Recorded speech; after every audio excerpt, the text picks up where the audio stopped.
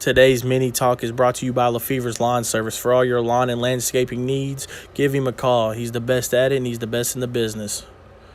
I talk to God like what's next for me. I'm just fulfilling my destiny. Fulfilling my destiny, yeah. I talk to God like what's next for me. I'm just fulfilling my destiny. I'm just fulfilling my destiny. I told y'all I'm a... Hey guys, it's Tabor Klingel-Smith here with a Sunday Essential, but through the midweek. Per you all, many of you kind of responded, wanted to hear about Ford and what got me to make the decision to leave, what got me to actually get the job there.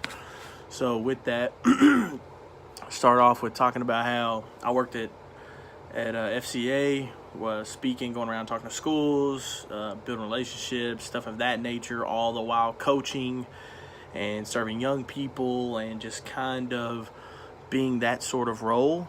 And again, I was very into helping young people. Any of you know me, you know I love helping young people. I want to be that person in their lives. I want to motivate them, give them that advice that maybe I didn't listen to, and maybe give them a different perspective, because I feel like I've been through some of the things they had been through, so connecting to them.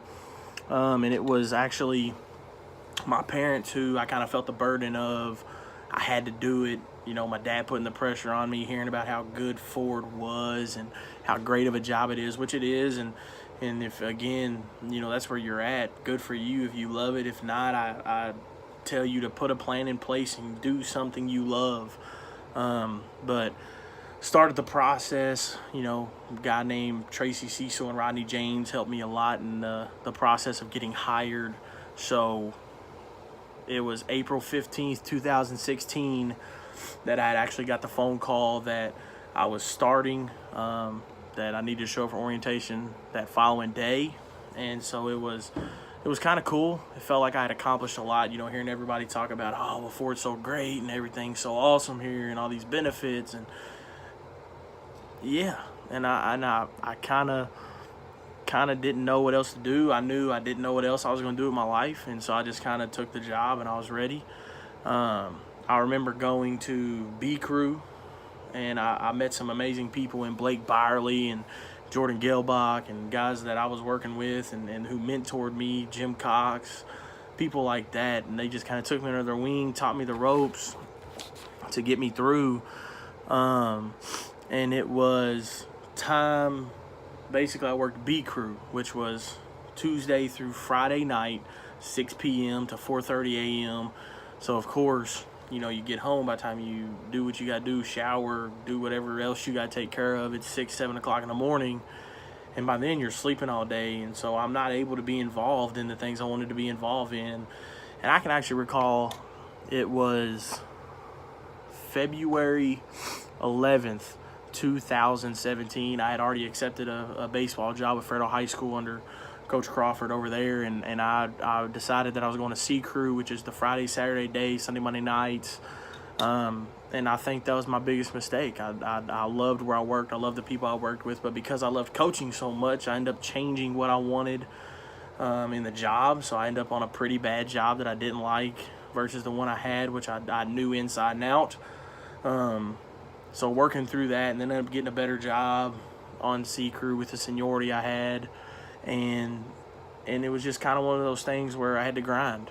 I had to grind and just tell myself, okay, I have to do this. Like, you know, nobody enjoys work, but at the same time, I still had these aspirations of I want to coach, I want to be in young people's lives, I want to do these things, I want to serve them, I want to do all these things, but I couldn't.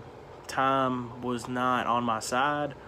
The schedule I had worked wasn't good, you know, to be able to coach and do those things. So, and it was actually to this date, September 18th, 2017, I got wrote up on a discipline for 2 headphones. And it was, you know, I'd been wrote up numerous times for that already. But that was the last straw. I was going to be off for 2 weeks. And I was just like, you know, maybe this is it. Maybe this 2 weeks, like, maybe I'm just going to take this. And again, I didn't have a plan. I didn't know what I was really going to do.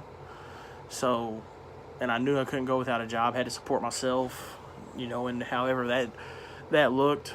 But September 18th, 2017, ended up deciding that I wasn't going back. I knew I had no passion anymore. I had no desire. Had no desire to be there. The only reason I really liked being there was the people I worked with. I knew that I wasn't passionate about being there.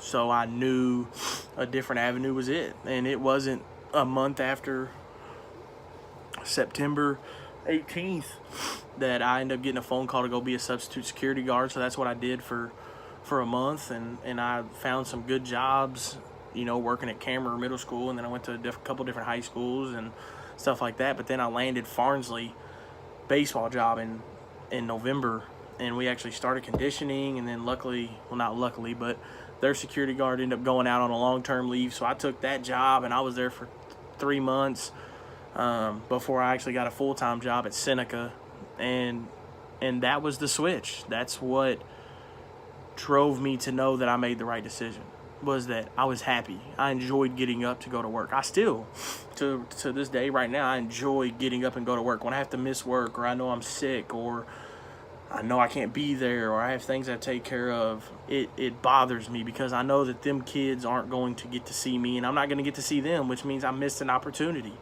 I missed an opportunity to pour into them the same way they pour into me. I learned tons of lessons from young people, so my lesson is so crazy because, in the moment, it was easy to sit back and think, whatever. It was easy to make this decision. It was the easy decision to quit and go find something else. But on the inside, I knew this is what I wanted to do. And I know I want to keep being in school, and I want to keep being a teacher. I want to keep loving and serving and doing all these things to pour into other people. And so with that, I knew September 18, 2017, that when I end up leaving Ford Motor Company, or told myself that I was going to leave, that I was ready. And it kind of started to give you all a little bit more in depth now that you have the background. I was going to coach at Freddo High School for football as well. I was going to be on contract, all the good stuff, and I was pumped and I was excited. And then I made the decision to not go back.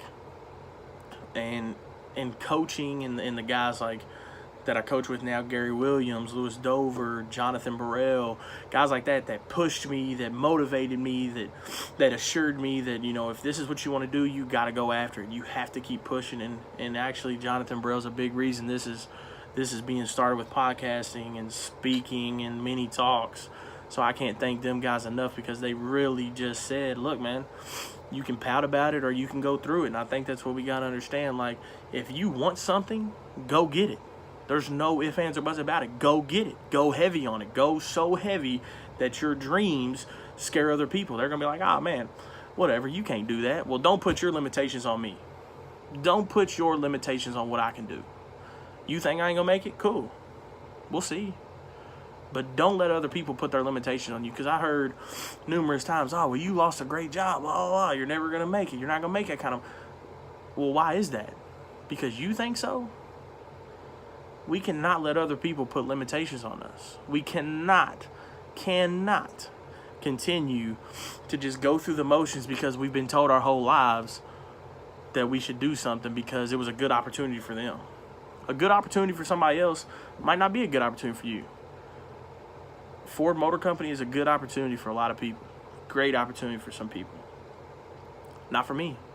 I knew that's not what I wanted to do. I've actually received a message, I won't say no names, but it kind of inspired me. And he said exactly in this message, he said, I now know, seeing your post, talking about on Facebook, coaching and all that stuff. He said, I now see that you're doing what you're supposed to be doing. I see that you're passionate about what you're doing. And he said he was excited to see that the young men and women that I got to influence.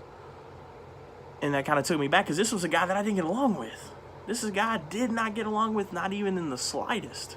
We kind of butted heads. Yeah, we were cordial because we worked, but we legit butted heads like we was every day.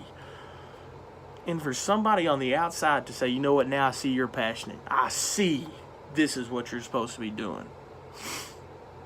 Guys, that's what we got to go heavy on. We got to be so passionate and love what we do so much that when people look at you, they're like, you know what, dude, you're doing what you're supposed to be doing. This is exactly what you was meant to do. So if you ain't going heavy on your dreams and you're letting other people dictate what you're doing, that's fine. You'll never be happy. But if you're satisfied in what you're doing and you love what you do, finances will take care of themselves. If you love what you do, you just have to have a different grind maybe if it ain't enough money. But you have to make sure that you go heavy on what you do, love what you do. Otherwise, we're not going to make a difference. And that's ultimately what we want to do. I've talked about it the first time. We want to make a difference. We want to leave a legacy. We want to do all these things, but we can't if we ain't passionate. If you ain't passionate about what you do, whether it's playing college sports or going to get a job or going to be in trade school, if you're not passionate about it and you're just doing it out of greed, meaning money, or you're doing it because you've been told to do these things, you're never going to be happy and you're never going to be satisfied, and you're always going to be looking for next. And that next might be drugs. That next might be anything. We don't know. Be passionate about what you want to do. Love what you do. Don't wake up to fulfill somebody else's dreams. Wake up to fulfill your own. That's exactly what we got to understand. Do not wake up to fulfill somebody else's dream or get their pocket deeper. Wake up to do what you want to do. Wake up to do whatever it is you want to do. Because the only limitations are the ones we put on ourselves. And the only disability in life is a bad attitude. This is Tabor with a Midweek Essential. I love y'all. See you Sunday. Be sure this Sunday to check Tragedy into Triumph with me and TJ Craig is coming to you, talking on anything from me and our fathers and our past to everything we turn into a triumph. See you this Sunday.